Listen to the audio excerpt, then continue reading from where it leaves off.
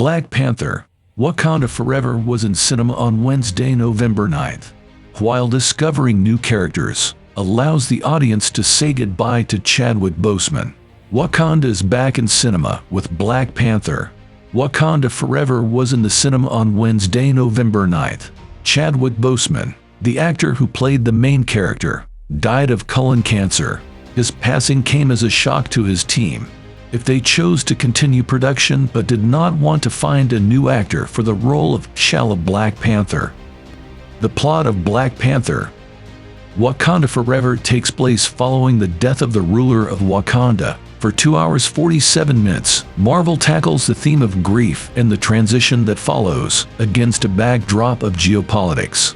Nate Moore, the film's producer, explained in the production notes, "For the story of Wakanda to continue in a world where T'Challa no longer exists, it seemed logical to explore what this loss means for those around him.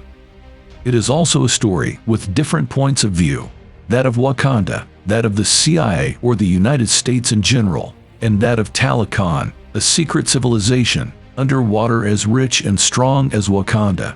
The Talokan is led by Namor, an underwater being with superhuman strength that his people call the Feathered Serpent God." HuffPost premiered the film, and here's what we took away from it. The mourning of the king. From the first scene, there is no doubt that the film represents a way for the audience to say goodbye to T'Challa. The audience is swept away to the studio of his sister Shuri Light, who lives the death of T'Challa with her and their mother, Queen Ramonda Angela Bassett. We then find ourselves at the king's funeral, an event both sad and joyful since, in Wakanda, death is not the end. Like Avengers Endgame, the last film in which Chadwick Boseman plays Black Panther, the audience jumps back in time after the first few minutes of the film. Here, we find ourselves a year after the death of the king. Queen Ramonda, who is now the head of Wakanda, has to deal with several things. Her son's death weighs heavily on her, but she manages to move forward because of her beliefs. She worries about Shuri, who does not seem to overcome this loss. Shuri increasingly seems to be turning its back on Wakandan traditions and beliefs. The consequences of T'Challa's actions. On the political side, it's not okay either. Ramonda is cornered by criticism from other countries. Now that the true extent of Wakanda's wealth is known to all, they consider that the country is not involved enough to help the world.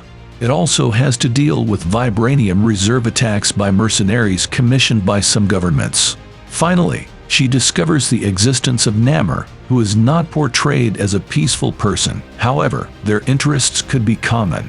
Namor's concerns resonate with Ramonda and Shuri because their nations have a lot in common. However, they differ on what solution to adopt, says Nate Moore. Introduction of new characters. In addition to dealing with the theme of grief, Ryan Coogler introduces new characters like Riri Williams and Namor.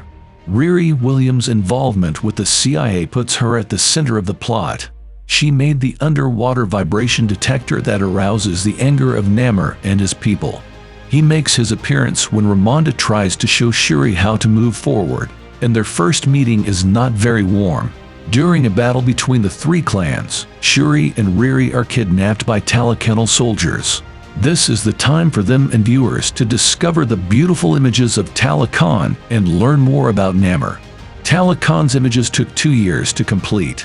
We wanted the underwater city to be modern but to include architectural elements that would have been taken from the surface. The city had to be mysterious, provocative, and sumptuous, said Hannah Beachler, production designer of Black Panther 2. War is declared. Queen Ramonda, who has already lost her husband and son, is desperate to find Shuri. She then turns to Wakanda's most skilled spy, Nakia Lupita Nyong'o, who now lives in Haiti. She has not set foot in Wakanda for more than 5 years since the arrival of Thanos, and it is important for the future. However, little do they know that Shuri and Namor are becoming friends. In her mission to find Shuri, Nakia mortally wounds a Talokan, and this is the beginning of the war between the two kingdoms. In revenge, Namor kills Ramonda and gives Wakanda a week to prepare for the war between the two people. The birth of the new Black Panther. The sole representative of the royal family must now face up to her responsibilities. Feeling betrayed, she goes back to making a synthetic heart herb to acquire the powers of Black Panther.